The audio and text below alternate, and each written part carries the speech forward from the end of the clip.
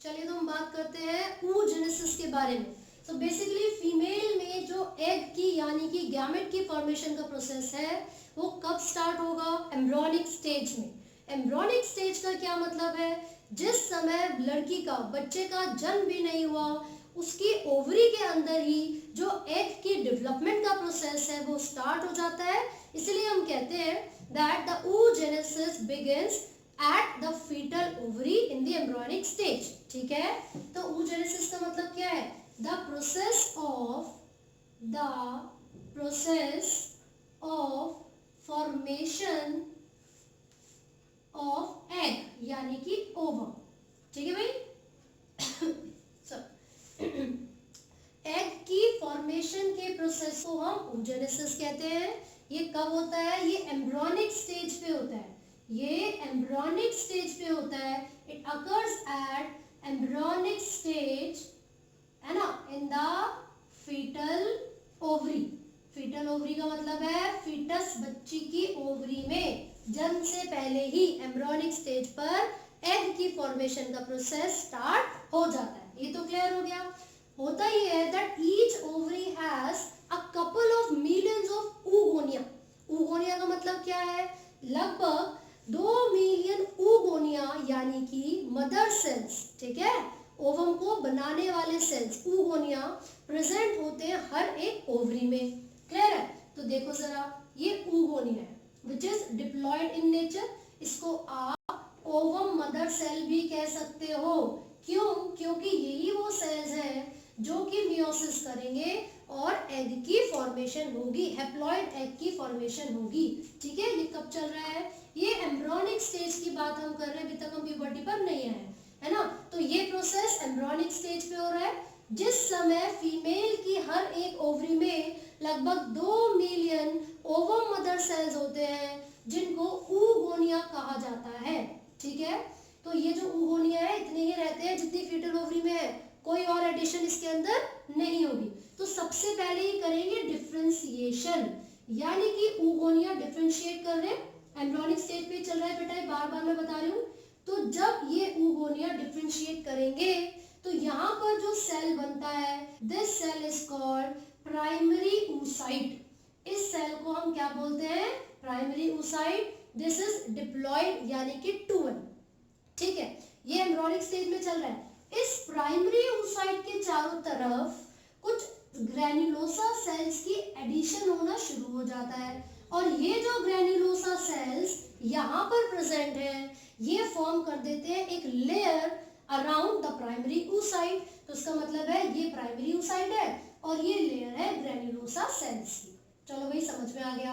अब ये जो स्ट्रक्चर बना है प्राइमरी oocyte के चारों तरफ ग्रैन्युलोसा सेल्स की लेयर आने के बाद, ये जो स्ट्रक्चर बना है this is called primary follicle. Primary follicle, and there are approximately 60 to 80,000 primary follicle at the embryonic stage. समझ में आया? फीमेल की एम्ब्रियोनिक स्टेज में लगभग 60,000 से 80,000 क्या प्रेजेंट है? Primary follicle in each ovary. ठीक है, अब इस प्राइमरी oocyte को क्या करना चाहिए था? मियोसिस 1। इसको क्या करनी चाहिए थी? मियोसिस 1। तो पता है क्या हुआ? इस प्राइमरी oocyte ने जब सोचा कि यार फटाफट मियोसिस 1 कर लेती हूँ, तो जब इसने मियोसिस 1 करना शुरू किया तो इसको जिन कंडीशंस की जरूरत थी वो कंडीशन अवेलेबल ही नहीं हुई।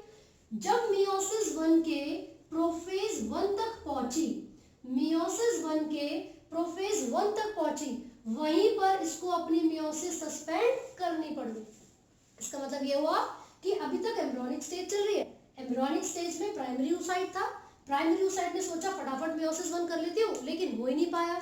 क्यों नहीं हो पाया? क्योंकि जो सर्टेन कंडीशंस चाहिए होती हैं वो उस समय अवेलेबल नहीं थी। तो जब उसने मियोसिस 1 के प्रोफेज 1 में एंट्री ली, वो उसको स्किप नहीं कर पाई, मतलब आगे वाली स्टेज पर नहीं पहुंच पाई और वो कहां पर सस्पेंड हो जाती है? प्रोफेज 1 तक। तो जब तक एम्ब्रियोनिक स्टेज की बात रहेगी तो प्राइमरी oocyte के चारों तरफ सेल्स आ जाएंगे, ग्रैन्युलोसा सेल्स, वो बन जाएगा प्राइमरी फॉलिकल। ये जो प्राइमरी फॉलिकल है इसके अंदर कोई मियोसिस 1 कंप्लीट नहीं हो पाएगी। कब तक? जब तक प्यूबर्टी नहीं आ जाती। तो यहाँ पर जैसे ही प्यूबर्टी अटेन कर ली इस लड़की ने, ठीक है, अब लड़की बड़ी हो गई भैया, पहले एम्ब्रियोनिक स्टेज की बात थी, अब बड़ी हो गई। तो बड़ी जब वो हो जाएगी, प्यूबर्टी पर जब वो आ जाएगी, 10 से 12-13 साल की उम्र पे जब वो पहुंचेगी, तो ये जो प्राइमरी oocyte था जिसके चारों तरफ सिर्फ एक ही लेयर थी ग्रेन्युलोसा सेल की, वो क्या कहलाता था? Primary follicle. अब इस प्राइमरी फॉलिकल की होगी डेवलपमेंट। इस प्राइमरी फॉलिकल, ये जो एक लेयर है, इसके ऊपर एक और लेयर आएगी ग्रेन्युलोसा सेल्स की, और ये बन जाएगा सेकेंडरी फॉलिकल। देखो भाई, अभी तक मैंने ये बोला है इसके अंदर प्राइमरी oocyte ही है, ठीक है, बस एक और फॉलिकल की लेयर आने की वजह से इसका नाम हो गया है सेकेंडरी फॉलिकल। अब क्या होगा? फर्दर ग्रोथ हो रही है, ग्रेन्युलोसा सेल्स की एडिशन होती जा रही है, एक और लेयर आएगी, now this becomes tertiary follicle. ये सब कब हो रहा है? प्यूबर्टी पे। तो भाई साहब, जैसे ही टर्शियरी फॉलिकल की फॉर्मेशन होती है, इसकी पहचान है कि यहाँ पर एक फ्लूइड फिल्ड कैविटी बन जाती है जिसको कहते हैं एंट्रम, और इसके अंदर एक फ्लूइड होता है जिसको कहते हैं लिक्वर फॉलिकल, ठीक है। अब ये जो टर्शियरी फॉलिकल है, इस वाली स्टेज तक आते ही इसके अंदर जो प्राइमरी oocyte था वो कहेगा नहीं भैया, अब मुझे जो चीजें चाहिए थी वो मिल गई, एंट्रम आ गया, मुझे नरिशमेंट देगा, ठीक है। अब मैं क्या कर रही हूँ? अब मैं मियोसिस 1 कंप्लीट करूंगी। तो जैसे ही इसने मियोसिस 1 कंप्लीट की, तो यहाँ पर फॉर्मेशन हो गई सेकेंडरी oocyte की, सेकेंडरी oocyte। क्लियर है? तो टर्शियरी फॉलिकल के अंदर जो प्राइमरी oocyte था, it undergoes meiosis to produce, ये क्या है? First polar body and to produce secondary oocyte। तो आप देख सकते हो कि ये अनइक्वल डिवीजन होती है। यहाँ पर जो मियोसिस 1 हुई है, कैसी हुई है? अनइक्वल डिवीजन हुई है, और यहाँ पर प्राइमरी, ये फर्स्ट पोलर बॉडी बना है, और secondary oocyte। First polar body will be degenerated due to the lack of nutrition. अभी तक इतना ही कहा जाता है, लेकिन एज सच जो स्पेसिफिक रीजन है ना कि ये डीजेनरेट होता क्यों है, it is unknown to be honest, ठीक है। अब यहाँ पर ये जो सेकेंडरी oocyte है वो क्या होगा? टर्शियरी फॉलिकल में डिवीजन हो गई है, प्राइमरी oocyte बदल गया सेकेंडरी oocyte में। अब इसके चारों तरफ, ये तो सेकेंडरी oocyte है, दिस इज सेकेंडरी oocyte, यहाँ पर बहुत सारी लेयर थी, और ज्यादा लेयर्स की एडिशन होती रहेगी, and this tertiary follicle will be converted into Graafian follicle, तो ये सब ओवरी के अंदर हो रहे थे, फॉलिकुलर ग्रोथ, है ना। FSH एक हार्मोन है जो ये करवाता है, याद रखना है आपको, फॉलिकल स्टिमुलेटिंग हार्मोन, ठीक है भाई। तो ये जो ग्राफियन फॉलिकल है, इट कंटेन्स या इट कैरीज सेकेंडरी oocyte। अब ये जो सेकेंडरी oocyte यहाँ पर प्रेजेंट है ना, अभी तक इसकी मियोसिस 2 हुई नहीं है, और वो मियोसिस 2 कब होगी? वो मियोसिस 2 तब होती है जब फर्टिलाइजेशन हो रही होती है, फिर होने वाली होती है ना। जैसे ही स्पर्म की एंट्री हो जाएगी ना, उस समय स्पर्म जैसे ही एग से टकराएगा, फर्टिलाइजेशन हो रही होगी, उस समय ये जो सेकेंडरी oocyte था ये बदल जाएगा ओवम में। किसमें बदल जाएगा? ओवम में। And these are haploid structure, और ये फिर से अनइक्वल डिवीजन होगी, यहाँ पर बन जाएगी second polar body which will also degenerate, ये भी क्या हो जाएगी? डीजेनरेट हो जाएगी। तो हमने यहाँ पर देख लिया फटाफट से, ये सेकेंडरी oocyte था जो कि ग्राफियन फॉलिकल के रप्चर होने पर रिलीज होता है, लेकिन हम लोग क्या बोलते हैं? ओवम रिलीज हो गया, अब स्पर्म से आके फ्यूज करेगा, नहीं। जब भी ग्राफियन फॉलिकल रप्चर करता है तो सेकेंडरी oocyte रिलीज होता है, एंड दिस सेकेंडरी oocyte क्या करेगा? फर्टिलाइजेशन करेगा स्पर्म के साथ, और उसी समय ओवम की फॉर्मेशन होगी। अब फटाफट से ओवम का स्ट्रक्चर देख लेते हैं किस तरीके से होता है। ये तो हमने देख लिया फॉलिकुलर डेवलपमेंट, चलिए तो आगे बढ़ते हैं फटाफट से। ओवम का एक स्ट्रक्चर बना लिया जाए, कैसा होता है?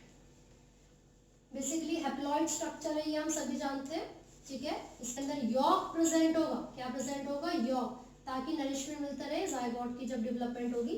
तो देखिए, ये जो ओवम है, जो एग है, इसकी जो मेम्ब्रेन है, इसको विटेलाइन मेम्ब्रेन कहा जाता है या प्लाज्मा मेम्ब्रेन कहते हैं।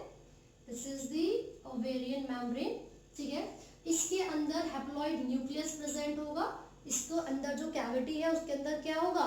एक न्यूक्लियस प्रेजेंट होगा, और जिस जगह पर ज्यादा क्लोजली, जिस जगह पर ये न्यूक्लियस प्रेजेंट होता है, उस पोलर रीजन को, उस रीजन को हम एनिमल पोल कहते हैं। उस रीजन को हम एनिमल पोल कहेंगे। पोलैरिटी भी है देखो एग में, यहाँ पर वो रीजन जहाँ पर क्लोज मतलब जिस रीजन के नजदीक में न्यूक्लियस प्रेजेंट है, दिस इज द न्यूक्लियस, उसको हम बोलते हैं animal pole, and the opposite pole is the vegetal pole, and the opposite pole is vegetal pole. और ह्यूमन के एग के अंदर बहुत ही कम अमाउंट में यॉक प्रेजेंट होता है, तो the yolk is in limited amount और द लेसर अमाउंट, ठीक है। And the vegetal pole is the region where yolk is present in the lesser amount. मतलब देखो एनिमल पोल क्या था, यहाँ पर यॉक का अमाउंट तो है ही बहुत ही कम है, ना के बराबर, लेकिन यॉक का अमाउंट ज्यादा है वेजिटल पोल की तरफ, ठीक है। न्यूक्लियस किधर की तरफ है, एनिमल पोल की तरफ है, ये आपको याद रखना है। अब इसके बाद अगर हम बात करेंगे तो ये जो एग है इसमें ये जो मेम्ब्रेन बनी है विटिलाइन मेम्ब्रेन, ठीक है, ये तो एक लेयर होगी इसकी जिसको प्लाज्मा मेम्ब्रेन भी कहा जाता है। बट आफ्टर सर्टेन टाइम यहाँ पर और भी ज्यादा जो लेयर्स है उनकी फॉर्मेशन का प्रोसेस स्टार्ट हो जाता है, and the another layer which is formed outside the vitelline membrane is the zona pellucida. कौन सी लेयर फॉर्म हो जाती है, ज़ोना पेल्यूसिडा।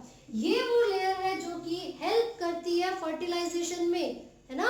क्या होगा, जिस समय यहाँ पर सर्टेन केमिकल रिएक्शन होंगे तो ये रिलीज करेगी कुछ आयंस को, साथ ही साथ कुछ एंजाइम्स को, जिसकी वजह से स्पर्म्स को अट्रैक्ट किया जाएगा और पेनिट्रेशन आसानी से हो सकेगी।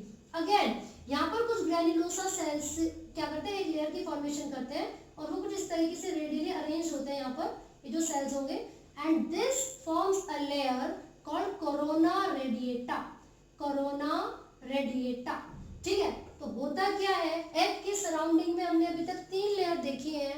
The first one is the vitelline membrane which is also called plasma membrane. उसके बाद यहाँ पर ज़ोना पेल्यूसिडा बनती है और फिर कोरोना रेडिएटा बनेगी। These layers are formed with the help of granulosa cells। वो सेल्स डिफरेंशिएट करते रहते हैं और बाहर की तरफ लेयर की फॉर्मेशन करते हैं, है ना। तो एक तरीके से देखा जाए जो इस एग की अपनी खुद की सिंथेसाइज की गई मेम्ब्रेन है वो प्राइमरी मेम्ब्रेन कहलाएगी which is vitelline membrane. Secondary membrane में ज़ोना पेल्यूसिडा और कोरोना रेडिएटा आती है, क्योंकि these are the layers which are formed by the developing granulosa cells, ठीक है। तो जो ग्रैनुलोसा सेल्स है उन्होंने इसको फॉर्म किया है, तो ज़ोना पेल्यूसिडा और corona radiata are the secondary, है ना। तो वो कौन सी हो गई, सेकेंडरी लेयर, क्योंकि ग्रैनुलोसा सेल्स ने बनाया। विटिलाइन मेम्ब्रेन प्राइमरी है क्योंकि ओवरी के ही सेल्स बना रहे हैं जो स्पेशलाइज्ड सेल्स हैं। लेकिन कई बार ऐसा होता है कि फेलोपियन ट्यूब के अंदर भी जो डक्ट्स है, जो ग्लैंड्स है, वो भी कुछ ना कुछ सिक्रीशन देती हैं और इसके चारों तरफ एक लेयर बनाती है, so it will be called the tertiary layer, ठीक है। तो एग के स्ट्रक्चर को आपको याद रखना है, इसके अंदर काफी कम मात्रा में यॉक प्रेजेंट है, न्यूक्लियस प्रेजेंट होगा which is haploid, 3 layers present होती हैं। अब पता है क्या होगा, जब स्पर्म आता है फर्टिलाइजेशन करने के लिए तो उस समय क्या होगा, दीज आर द मेम्ब्रेन्स जो कि मेंटेन रखेंगे कि एक ही स्पर्म आके फ्यूज हो, बहुत सारे स्पर्म्स आके इसके साथ फर्टिलाइजेशन ना कर सके। So these membranes play a very important role in the process of fertilization. तो अच्छे से आप यहाँ तक पढ़ेंगे, ठीक है। तो किसी भी टॉपिक में कोई भी डाउट है, किसी भी तरीके की कोई प्रॉब्लम आ रही है तो आप कमेंट कर सकते हैं और पूछ सकते हैं। And do not forget to like, share and subscribe. Thank you.